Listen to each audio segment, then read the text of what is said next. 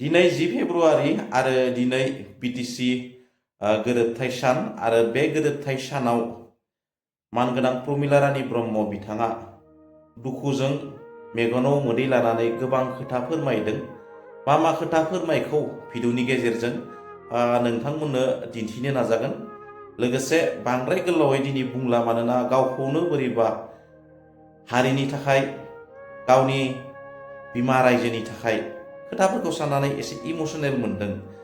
बेनिखायनो बांद्राय गोलाव बुङालासिनो मानगोनां प्रमिला रानी ब्रह्मआ मा फोरमायखौ दुखुजों गोसो गोरबोनिफ्राय बै भिडिअखौ नोंथांमोननि गेजेराव आं दिन्थिनो नाजानि आरो नोंथांमोना भिडिअखौ रोखायै नायलांबानो जाबाय। फोथायनानै दङमोन बियो। दा बे उपेन्द्रनाथ ब्रह्मखौ अबथिरा खोमा नांनायनि थाखाय आंहा गोरबोआव दुखु दङ। बिथाङा जि सिमां नुदोंमोन बे सिमां नुनायखौ बिथाङा मावलांजोबनो हायाखै। बिथाङा माने प्रिलिमिनारि भाबै माने अट'नमास काउन्सिलखौनो गाव सुक्ति खालामनो सानदोंमोन, खिन्थु जोंनि माखासे लिडारा बिथांखौ बादा होदोंमोन। बिथाङा बिराद दुखु खालामदों आंनि सिगाङाव। आं मोनसे सुक्ति होनानै गालांगौमोन, खारन बिथाङा केन्सार बेमाराव गोग्लैदों नालाय। केन्सार बेमार जायोबा माने थांनानै थाया, बेखौनो फोथायनानै दङमोन बियो। दा बिथांनि जि गोसोआव जि हांख्रायनाय, बे हांख्रायनायखौ मावलांनो हायाखै। खिन्थु बिनि जि फोजाखांनाय, बे फोजाखांनायखौ लानानैनो जोंनि बर' रायजोफ्रा बड'लेण्डनि थाखाय आन्दलन खालामदों। बे आन्दलन खालामनायाव गोबां जोहोलावफ्रा थैनानै थांनांदों। दा दिनै जोङो बिबारजों फुजिमालाय मा जानो, बिथांमोना सुथुरनि गुलियाव आरो पुलिसनि गुलियाव थैनानै थांनांबाय। दा बेखौ जोङो रेसपेक्ट होदों। जोङो मोनसे सानावल' रेसपेक्ट होयो। जों जाहाथे बिथांमोननि जि सेक्रिफाइस, बे सेक्रिफाइसखौ गोसोआव लानानै जाहाथे जोंनि दानि जे थासारि, बे बिटिसिनि जे थासारि, बे थासारिखौ जोङो मोजां समायना खालामनानै लांनायनि दायथ'आ जोंहा दं। होमबासो जोङो जोंनि लिडारफ्रा गावनि जिउखौ बाउनानै गालांबाय, बे गालांनायनि मुल्यखौ जों होनो हागोन आरोखि। दा बिनेस्वर ब्रह्म बिथाङाबो बर' जाथिनि सासे मोजां लिडारमोन। माने बिथाङा रमान स्क्रिप्टखौ गथायफिननानै देबनागरिखौनो लाफिननायनि दायाव एनडिबिफ्रा बिथांखौ माने न'नि दरखंआवनो नेबाय थानानै माने मोनाबिलि समाव बिथांखौ गावथारदों। दा बेवहाय आंबो दसि, बे थैनांनायनि थाखाय आंबो दसि।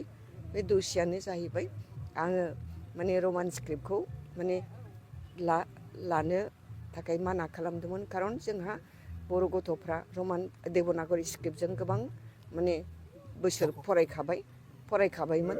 दा बे जोंनि जेनेरेसनखौ बानायनांगौबा बिमा बिफानिबो कन्ट्रिबिउसन थानांगौ। बिमा बिफाफ्रा गाइड खालामनांगौ। बे बिमा बिफाफ्रा बे रमान स्क्रिप्टजों माबोरै गावनि गथ'खौ माने आवगाय होनो हागोन, बेखौ सिन्था खालामनानै आङो जोंनि माने उरखाव गोरा ब्रह्म, बियो जेला प्रेसिडेन्ट जादोंमोन, होमबा आं बेजों रायलायदोंमोन।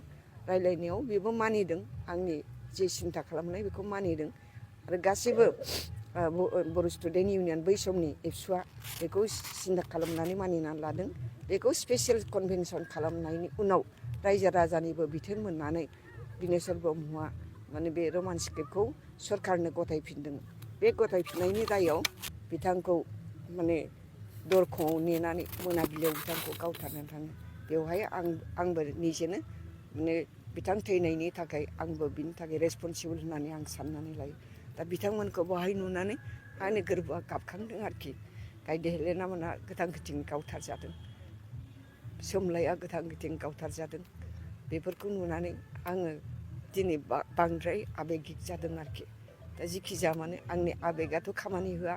रायजो राजाखौ आं आर'ज गाबदों जे हाग्रामा महिलारिया जिबायदि सेक्रिफाइस खालामदों, पुलिसनि अथाचारजों आखाइ आथिं देख्रुब जादों, आंनि आखाइनिफ्रायनो बेखौ जों हमनानै लानानै थांनानै बेखौ आखाइ आथिं देख्रुबदों। बे माने दुखुआव जे दिनैनि सानाव जे 2003आव सुक्ति खालामदों, होमब्लाबो आंबो सुक्तियाव दंफायोमोन। बिनि मोखांखौ नुनाय लोगो लोगो आंबो बिराद मोदै र' र' गाबदों। माने आं LK आडबाणी बिथाङाबो नायहरबाय थाबाय, जोंनि थरंगबी सार बेबो नायहरबाय थाबाय, थेवबाबो लाजिनायखौहाय आं मोदैखौ हमथानो नागिरबाबो हमथानो हायाखै। दा हाग्रामा महिलाया थांनानै दङ, बेयो माने पुलिसनि गुलियावबो थैयाखिसै, सुथुरनि आखायावबो बियो गोग्लैयाखिसै। बे हिसाबै बेखौल' जों सासे बासायनानै लाखिनो हाबाय, गाव बासिनो हाबाय।